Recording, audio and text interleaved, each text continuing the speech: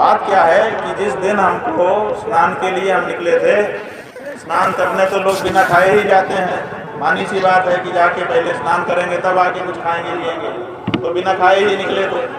स्नान करके आते तो कुछ खाते पीते, लेकिन स्नान का मौका भगवती ने नहीं दिया। बीच में ये लोग प्रत्यक्ष बाधक बन गए।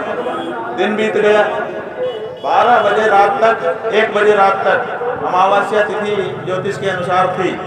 तो हमने सोचा कि क्या पता बड़े अधिकारियों को पता चलेगा, उनको लगेगा कि भाई गलत हो रहा है, तो आकर के कहें कि भैया गलती हो गई चलो।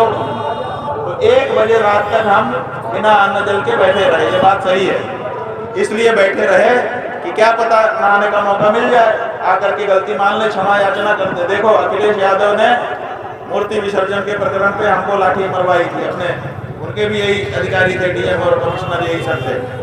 और अभी पता चला है कि जो कल मारने वाला था उसमें से एक वहाँ बनारस में उस दिन भी था, जिसने उस दिन भी लाठी मारी थी। इसका मतलब है कि वो निजी खुन्नस रखता है, उसका भी नाम शासन करेंगे जरूरत पड़ी।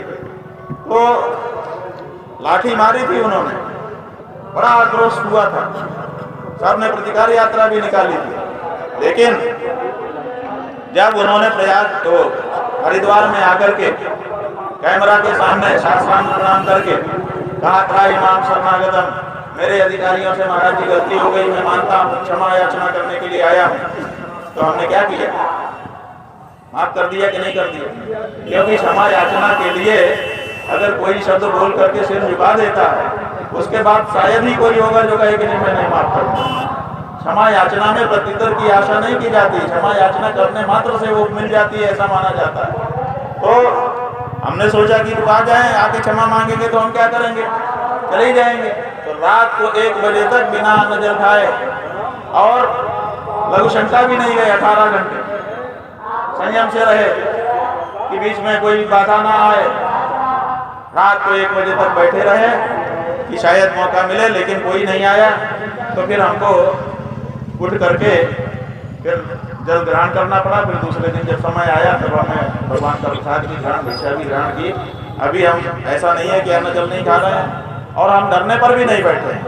हम तो 1 बजे रात तक यहाँ बैठे थे, लेकिन हमने ये टेप गंगा यमुना के सामने रख दी कि हम अपने शिविर से माता इतने प्यार से, इतनी श्रद्धा भक्ति से निकले थे